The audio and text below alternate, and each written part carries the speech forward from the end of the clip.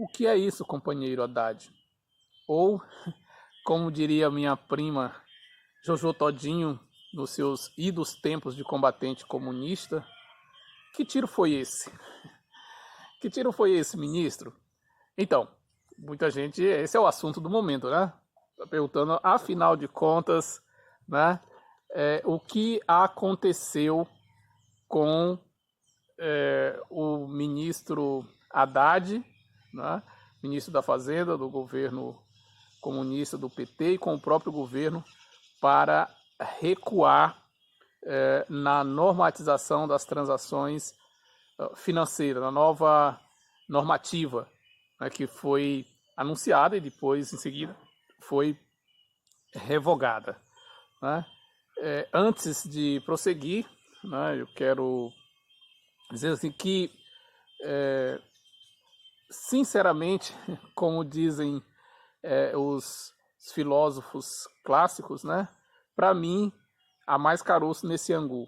Não me convenceu até agora, né, essa justificativa de que o recuo do governo foi por conta das Potoca News, né? É um argumento até compreensível nesse momento, mas não me convenceu, né?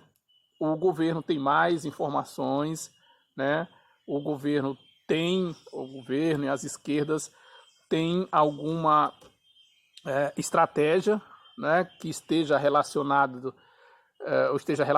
com as eleições de 2026, com as investigações da Polícia Federal e do STF, né, mas que foi por conta da repercussão negativa, por conta das Potoca News, a mim não convenceu esse argumento. Mas são especulações, são confabulações que o tempo vai dizer. Antes de prosseguir, eu quero aqui fazer algo que eu entendo que seja protocolar e rotineiro, digamos assim, de uma democracia, de qualquer sociedade minimamente civilizada, que é reconhecer, né, o mérito dos outros, principalmente dos adversários, né?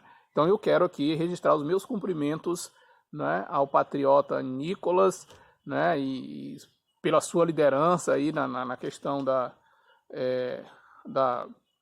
campanha da Potoca News do Pix, né, e que realmente, pelo menos, né, à primeira vista, né, eles se deram bem, eles estão dando uma goleada, ainda que o jogo continue sendo jogado, né, ainda não terminou a partida. Mas nesse momento o placar é extremamente favorável, digno de todas as comemorações. Então, ignorar, né, que eles não tenham mérito, que não está sendo uma goleada, eu penso que seria algo, digamos assim, de um apequenamento, vamos dizer assim, uma atitude de certa forma até mesquinha não reconhecer isso. Então, meus parabéns, né, ao patriota, o deputado Nicolas e todo o seu grupo aí da questão da Potoca News do Pix, né? Realmente eles estão de parabéns. E isso abre um precedente interessante, né? Abre um precedente interessante para esse pessoal, não é, que não se conforma com a questão da democracia. Por quê? Né? Recapitulando aqui rapidamente alguns pontos de destaque, né, nessa sucessão de batalhas entre, digamos assim, os patriotas e os comunistas, né? Nós tivemos daí a questão do projeto de regulamentação das Potoca Techs, ou das Big Techs, né? E aí veio uma campanha, uma enxurrada de Potoca News, etc. Tal. O governo recuou, né? O governo recuou. Daí veio a questão da jornada 6x1 e tal. Aí começaram de novo um monte de potocas e tal, que até Deus trabalhou 6 dias e folgou só um e tal. O governo recuou. Né? Agora vem essa questão da ampliação, da atualização, né? da normatização, da fiscalização tributária, né? Questão das transações financeiras. Daí veio novamente uma onda de Potoca News e o governo recuou. Então, eu penso que isso seria mais ou menos como uma criança que de repente ela quer comer doce, quer comer um bombom na hora do almoço. Né? E aí os pais não deixam, ela se joga no chão, chora, grita, esperneia, o pai vai lá e dá o doce. Tá? Aí ela quer ficar jogando no celular na hora de dormir. Né? Pai e a mãe não deixam. Mas ela lembra que, na questão da estratégia lá na hora do doce, se joga no chão, esperneia, grita, chora, os pais dão o celular para ela jogar na hora de dormir. Vai chegar um ponto, né, que essa criança vai crescer dentro desse sistema, dessa estratégia, né, que ela vai um dia não gostar de uma resposta do pai, da mãe, vai pegar uma arma, o pai e tal, e vai, né, de repente atirar, né, contra o pai e contra a mãe, porque ela foi acostumada, né, a sempre recorrer a um expediente de chantagem e isso dá certo. Então, o que essas pessoas estão vislumbrando? Né? Eu penso que isso dá a elas a esperança de que sim, né, elas conseguirão a anistia. Né? Elas conseguirão a anistia, porque até agora tudo que eles quiseram, bastam eles começarem a divulgar uma opção de Potoca, mesmo que a população não esteja acreditando nisso, mas o próprio governo reconhece que eles estão certos. Eu não sei qual ainda não entendi, né, qual é a estratégia do governo, mas continuo acreditando que se trata de uma estratégia, que esses recuos do governo, eles são, e das esquerdas de modo geral, são recuos estratégicos. Eu espero não estar equivocado, né? Só o tempo poderá dizer. Né? E por que essa minha leitura de que o governo, essa justificativa de que é por conta das potocas, não é a justificativa verdadeira, se trata de alguma estratégia? Porque está mais do que evidente, né, que o governo sabe, até os postes sabem que as potocas não têm todo esse efeito. Né? As pessoas não estão amedrontadas, aterrorizadas por conta das potocas. Elas sabem que são potocas. Elas sempre souberam, e eu sempre tenho falado isso aqui. Então, se não é por conta das potocas, o que é que está mobilizando, que está dando esse engajamento todo dessas pessoas contra o governo e contra as propostas do governo? E por que o governo, percebendo isso, sabendo disso, né, está supostamente embarcando nessa onda? Bem, aí surgem várias leituras, várias interpretações, várias versões. Eu vou aqui tentar repassar um pouco da minha impressão, das minhas impressões a esse respeito. Né? E aí eu invoco aqui, né, rapidamente para me ajudar na ilustração, né, o Stanislau Ponte Preta com a sua crônica da velhinha contrabandista. Né? Era uma simpática senhora que todos os dias passava na alfândega, né, na fronteira do Brasil com outro país, sempre numa lambreta vermelha. Não sei se ela era comunista do PT, mas a lambreta era vermelha. E o fiscal da alfândega começou a desconfiar que aquela velhinha estava contrabandeando alguma coisa. Mas ele fiscalizava, olhava e tudo tal, revirava a lambreta de tudo que é jeito e não encontrava nada, nenhum tipo de muamba. Até que ele estava ficando paranoico, isso dia após dia, depois de várias semanas, ele parou mais uma vez a senhora e disse: senhora, eu sei que a senhora está contrabandeando algo. Né? Eu tenho quase 40 anos de alfândega e conheço de longe um contrabandista. Mas até agora eu não consegui identificar. Vamos fazer o seguinte: eu não vou lhe denunciar, não vou lhe prender, mas me satisfaça essa curiosidade. Né? Qual é o contrabando que a senhora está fazendo?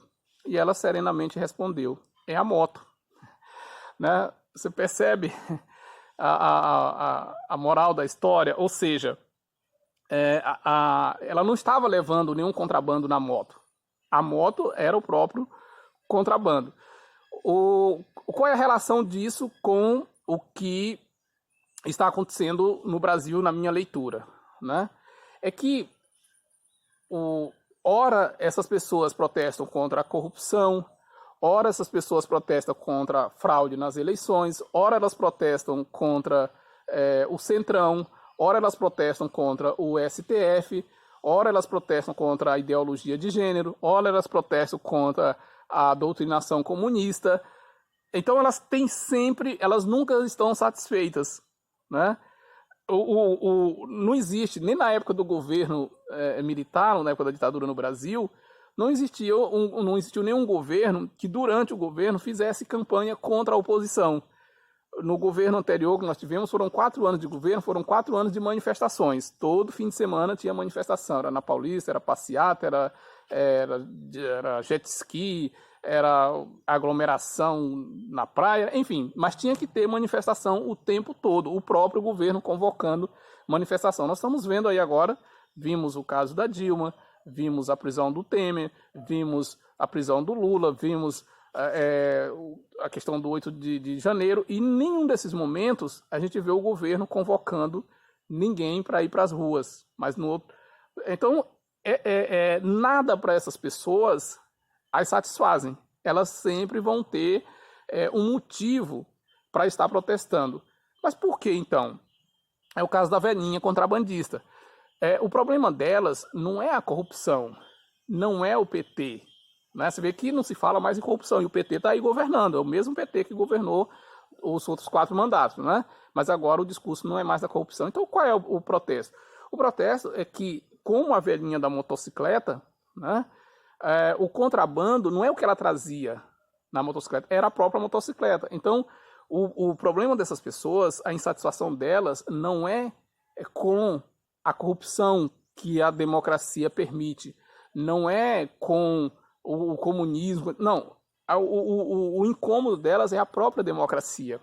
Então elas nunca estarão satisfeitas. Pode mudar o governo, pode mudar o Congresso, podem reescrever a Constituição. Não. A questão delas é que elas não concordam com a democracia. Vamos recapitular aqui para tentar fundamentar isso que eu estou falando, né? Veja, nós tivemos de 1984 para cá, né, alguns momentos muito tensos no Brasil, como o movimento das diretas já, né?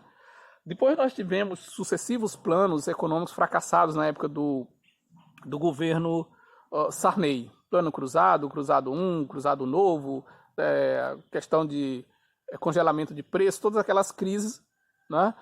Depois tivemos a questão do Fora Collor, os caras pintadas, os anões do orçamento, depois o mensalão, o petrolão, tantas outras crises graves no Brasil. Tivemos o impeachment, né, o afastamento, ou seja, a cassação do Collor, a cassação da Dilma, né, e em nenhum desses momentos, né, a população brasileira, nenhum grupo de brasileiros teve a iniciativa de acampar em frente de quartel, né, para pedir a intervenção militar para resolver nenhum desses problemas, nem para voltar às eleições diretas, nem para acabar com a corrupção na época do Collor, nem para as crises econômicas da época do Sarney, nem no mensalão, em nenhum desses momentos. Em 2014, o Aécio Neves perde a eleição para Dilma, né, e ele então resolve contestar, mas ele não chama, ele não convoca as pessoas para ir para frente de quartel, né? Ele aciona, né, o mecanismo que o Estado Democrático permite, né, o fórum adequado, que é o TSE, o Tribunal Superior Eleitoral, né? Então ele provocou o Tribunal Superior Eleitoral alegando fraude da eleição, abuso de poder, de autoridade, essas coisas assim. Como todos, normalmente, que se sentem insatisfeitos, fazem, né? Mas em nenhum momento a solução foi apontada, foi ir para frente de quartel para pedir intervenção militar. Mas, de forma muito consciente e muito determinada, né, essas pessoas resolveram né, ir para frente dos quartéis exigir intervenção militar. Elas não exigiram contagem de votos, elas não exigiram uma ação na justiça, a questão delas era a intervenção militar. E a questão não era por conta de corrupção, não era por conta de doutrinação comunista, não era por conta de violência, de insegurança, não. A questão era por conta do resultado das eleições, era para reverter o resultado das eleições. Então essas pessoas estão sendo enganadas? Elas não estão sendo enganadas. A questão é que elas têm um propósito e elas não vão descansar enquanto elas não atingirem esse propósito, que é derrubar o Estado democrático de direito, substituir o Estado democrático de direito. Vamos observar que nesse período, né, eles elegeram esse grupo aí, né, juntamente com o ex-presidente, eles elegeram duas categorias. Isso que é muito curioso, né? Nós estamos no Estado democrático de direito e eles escolheram duas categorias dentro do Estado democrático de direito que são terminantemente vetadas de atuação político-partidária. Duas instituições, dois grupos, que são os militares e os religiosos, né? E aí eles colocaram como sendo esses grupos os garantidores da democracia, quando na verdade são dois grupos que, pela Constituição, eles não podem, né, participar, eles não podem atuar politicamente, partidariamente. Você percebe a má-fé, você percebe a dissimulação, né, a demagogia, dizer que você está defendendo a democracia, né, defendendo a ação política, né, invocando dois grupos que não têm a permissão de atuar politicamente. Você quer uma incoerência maior do que essa? Né? Então,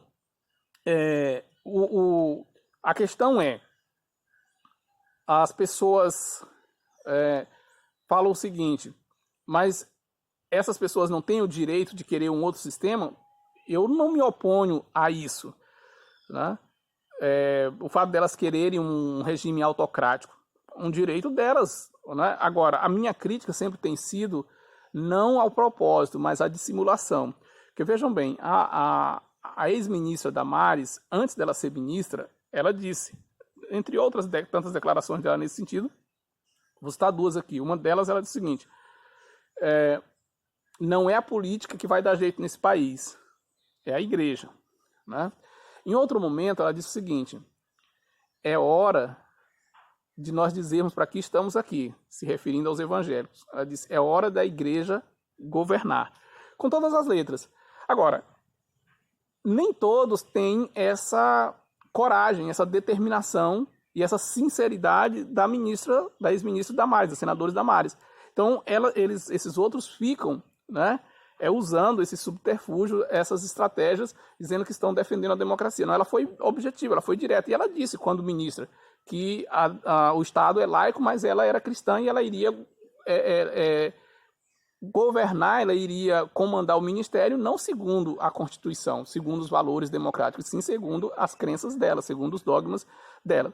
Então, nós estamos em uma franca campanha de desdemocratização, de substituição da democracia por uma autocracia, ou melhor dizendo, por uma teocracia, né, cívico-militar, né, vamos dizer assim. E esse pessoal ainda não desistiu. Então, diante dessas vitórias parciais deles, né, eu não duvido que eles trabalhem, né, com todo o afinco daqui para frente para